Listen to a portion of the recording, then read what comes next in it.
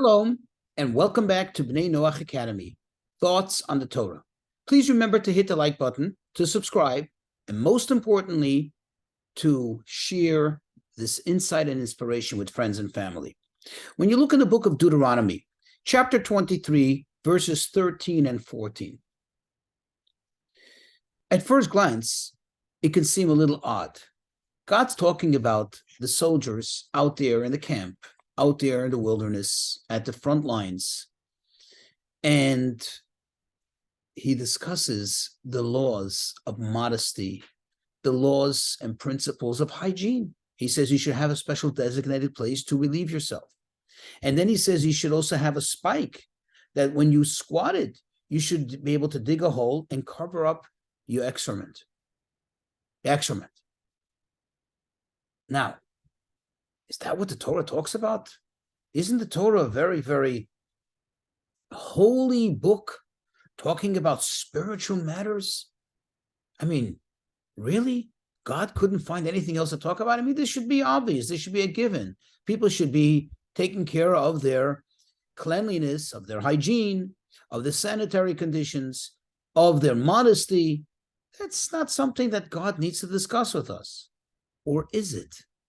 You see, the misconception that too many people have is that, so to speak, God has ownership or something to say about the spiritual matters, about my soul, maybe. Okay, but my body, my physical, my corporal being, my material aspects, that's not his business. That belongs to me. That's me. That I can decide exactly how and what and how I want to do. And God says, no, that's not so. In order to be a complete, holistically good person, holistically connected to God, notice the word holistically, and I don't mean holy, I mean wholesomely. We need to be consistent with God's will, not just in our spiritual aspects, not just in the, quote, prayers and observance of his commandments, but also in our day-to-day, hour-to-hour, minute-to-minute life. Yes, the way you take care of yourself, the way you take care of your cleanliness, the way you take care of your sanitary surroundings, the way you take care of your modesty, that counts to God. Think of it from this perspective. God gave us this body. He gave it to us to use. He entrusted it with us. We need to show him at least the basic, decent respect. Moreover, appreciation for being able to enjoy this body for the duration of our lifetime here in this world by taking care of it well, by respecting it, by treating it with dignity, and treating other people's bodies with dignity.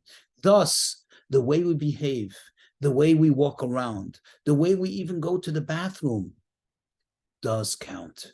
And it's another way of us expressing our connection and our dedication to the Almighty. Think of it this way, because some people say, really?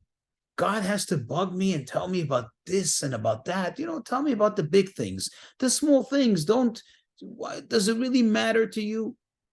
Think of it this way.